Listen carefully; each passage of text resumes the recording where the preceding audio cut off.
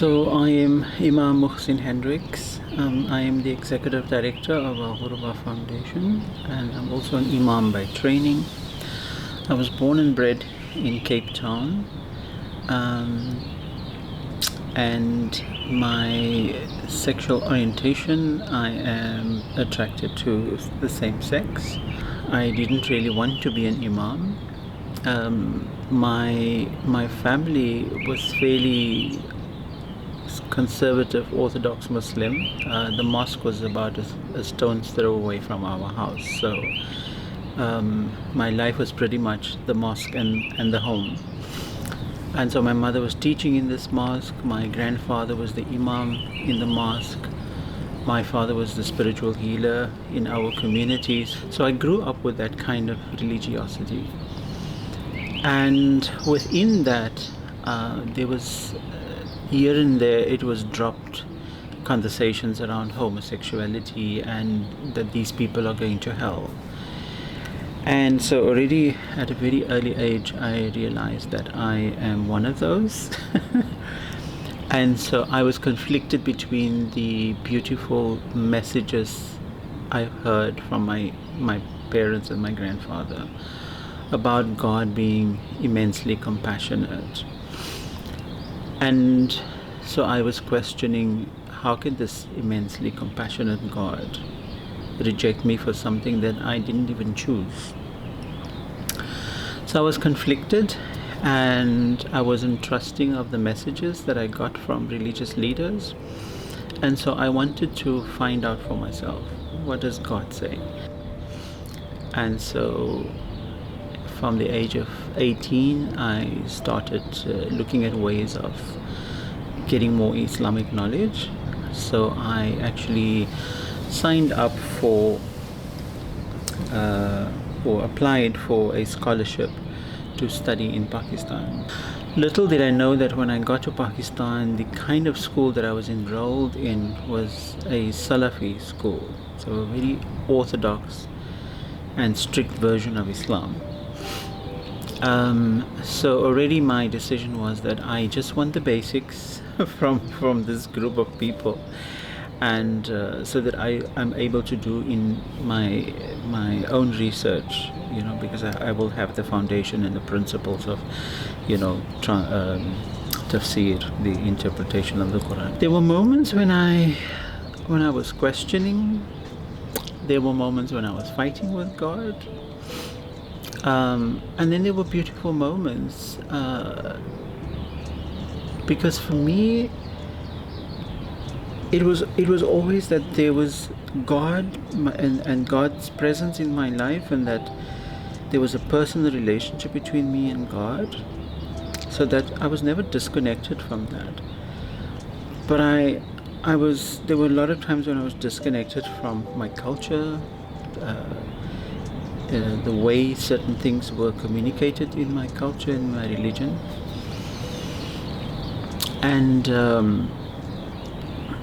And so I think at some point I left organized religion because it wasn't working for me.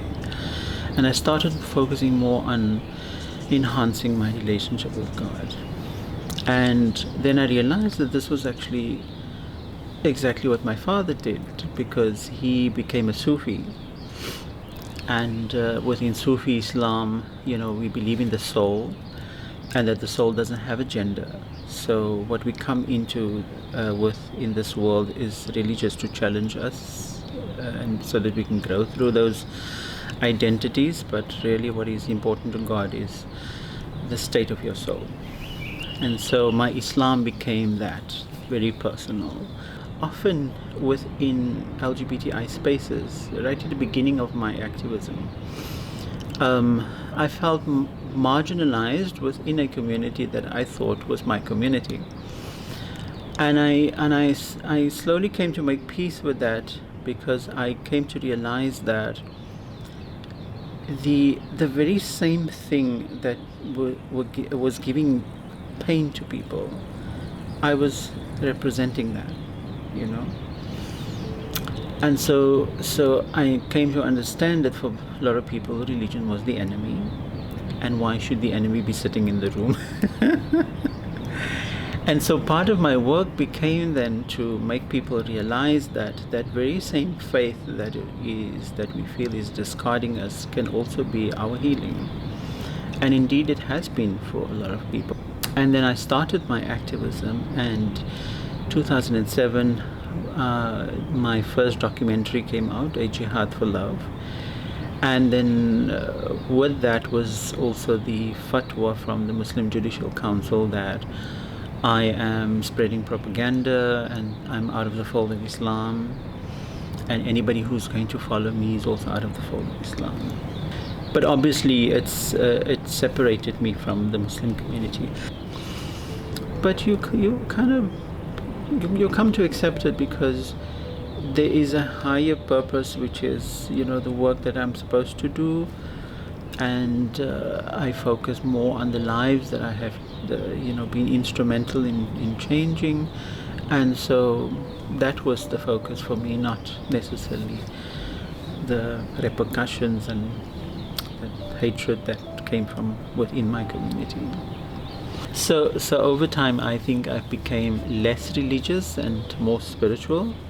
And even today, I teach in my trainings that we should not discard religion, because religion is a vehicle for spirituality. It's not the spirituality. Religion is supposed to help us to, live within the values of what the Quran is teaching us. Those are the spiritual values that we're supposed to get out of religion. And if religion doesn't give you that, then there's something wrong with the vehicle. Then you have to change it, or you have to fix it, or modify it so that it can bring you to the place where you're supposed to be. I think two verses that I often use. One is in Surah 17, and it says, if I can quote the Arabic, it says, قُلْ كُلُّ يَعْمَلُ عَلَى شَاكِلَتِهِ فَرَبُّكُمْ أَعْلَمُ بِمَنْ هُوَ أَهْدَى سَبِيلًا. Say to them that everyone acts according to their own natural inclinations, and your Lord knows best who is guided on the way. And so for me, it was an acknowledgement that God created diversity. It was intended, divinely intended, and God knows what He created. So we can never use that diversity to discriminate against one another. So we cannot judge people based on their natural inclinations, their natural dispositions, because God knows who's best guided on the way.